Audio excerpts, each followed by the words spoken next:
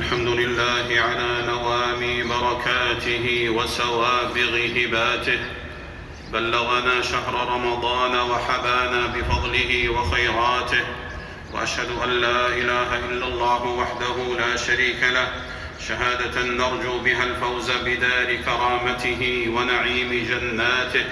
وأشهد أن نبينا وسيدنا محمدًا عبده ورسوله، نصح لأمته حتى حانت ساعة وفاته، صلى الله وسلم عليه وعلى آله وأصحابه ساداتنا بدور الدجى وأنصار الحق ودعاته.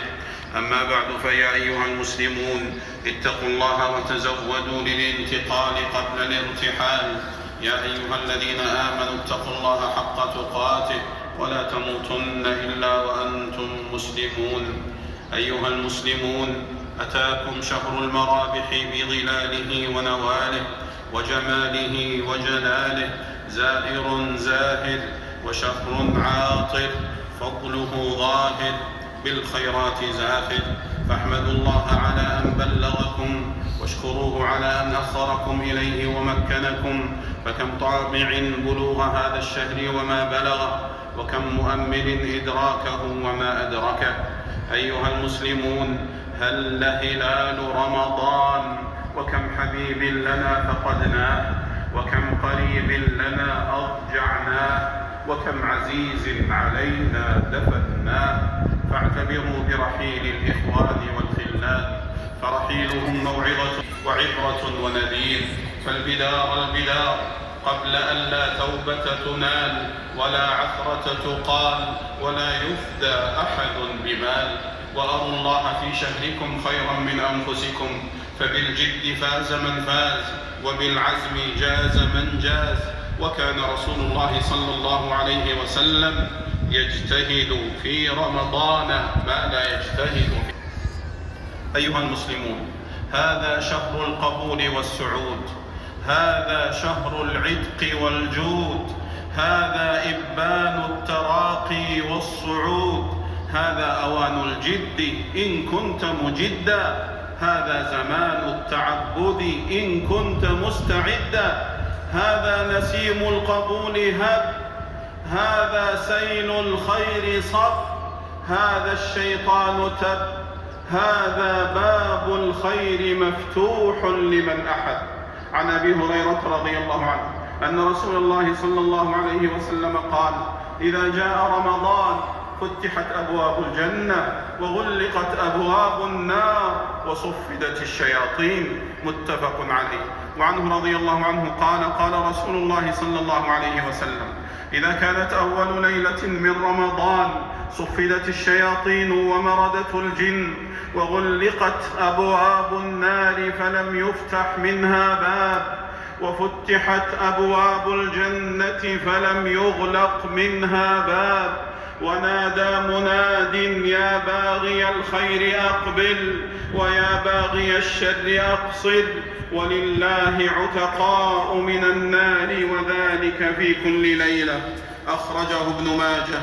يا أسير المعاصي، يا سجين المخازي، هذا شهر يفك فيه العاني، ويعتق فيه الجاني، ويتجاوز عن العاصي. فبادر الفرصة وحاذر الفوتة، ولا تكن ممن أبى وخرج رمضان ولم ينل فيه المنى. أيها الصائم، أيها الصائم، يا من تسأل عن غبار الطريق وغربلة الدقيق وابتلاع الريق، هل تفسد الصوم أم لا؟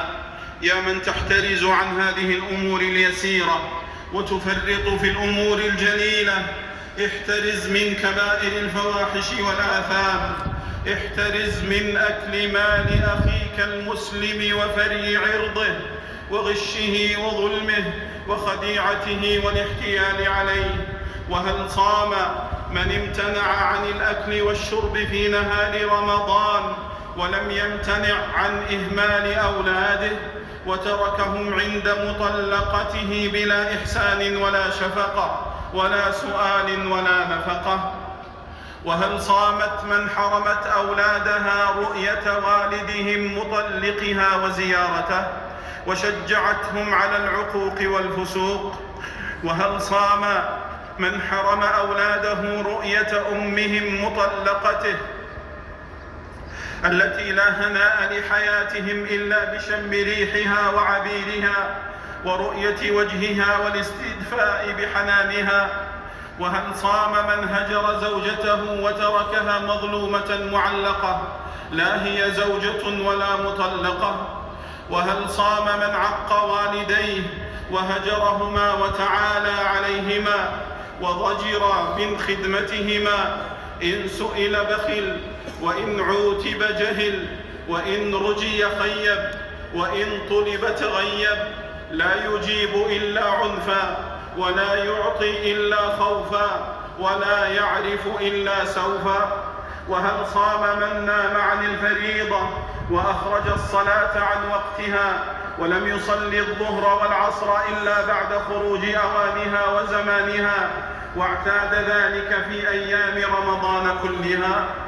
وهل صام من أكل ميراث إخوته وأخواته وغصب حق الضعفاء واليتامى والمساكين واستولى على غلة الأوقاف وحرم المستحقين؟ نعم، لقد صام صياما مجزئا ومسقطا للواجب، صوم متلبس بالزور والإثم والظلم، مصاحب للكبائر والعظائم، وقد لا يقوم ثوابه في موازنة إثم ظلمه وإجرامه. فاتقوا الله يا من أمسكتم عن المفطرات والمفسدات أثناء الصيام وفعلتم ما يجب على المسلم اجتنابه ويحرم عليه ارتكابه على الدوام. يا ذا الذي صام عن الطعم ليتك قد صمت عن الظلم. هل ينفع الصوم امرأ ظالما أحشاؤه ملأى من الإثم؟ جعلني الله وإياكم ممن صام رمضان وصانه ولم يكدر بالذنوب عمله وإحسانه. أقول ما تسمعون وأستغفر الله فاستغفروه إنه كان للأوابين غفورا.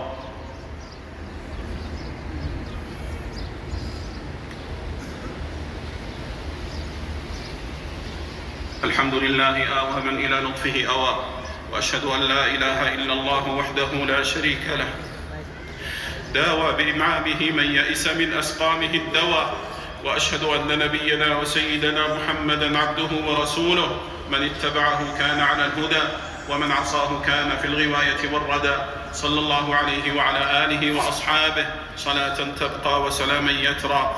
أما بعد، فيا أيها المسلمون اتقوا الله وراقبوه وأطيعوه ولا تعصوه. يا أيها الذين آمنوا اتقوا الله وكونوا مع الصادقين.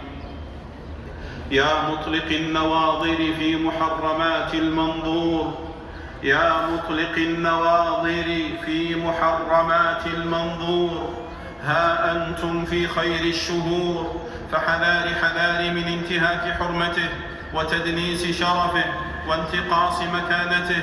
عن أبي هريرة رضي الله عنه قال: قال رسول الله صلى الله عليه وسلم: من لم يدع قول الزور والعمل به فليس لله حاجة في أن يدع طعامه وشرابه.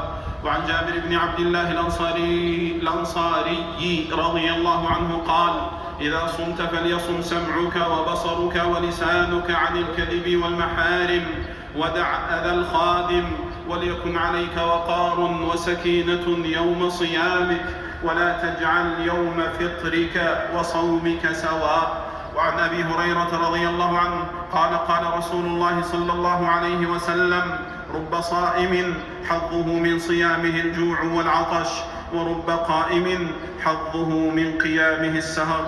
أخرجه أحمد. وصلوا وسلموا على أحمد الهادي شفيع الورى طرا، فمن صلى عليه صلاة واحدة صلى الله عليه بها 10. اللهم صل وسلم على نبينا وسيدنا محمد. وارض اللهم عن الخلفاء الراشدين والأئمة المهديين ذوي الشرف الجلي والقدر العلي، أبي بكر وعمر وعثمان وعلي، وعن سائر الآل والأصحاب، وعنا معهم معهم يا كريم يا وهاب. اللهم أعز الإسلام والمسلمين وأذل الشرك والمشركين ودمر أعداء الدين واحفظ بلادنا وهذا البلد آمنا. اللهم احفظ جنودنا المرابطين على حدودنا وثغورنا. اللهم تقبل موتاهم في الشهداء ومن على جرحاهم بالشفاء وردهم إلى أهلهم سالمين يا رب العالمين. اللهم وفق إمامنا وولي أمرنا خادم الحرمين الشريفين لما تحب وترضى وخذ بناصيته للبر والتقوى. اللهم وفقه وولي عهده وسائر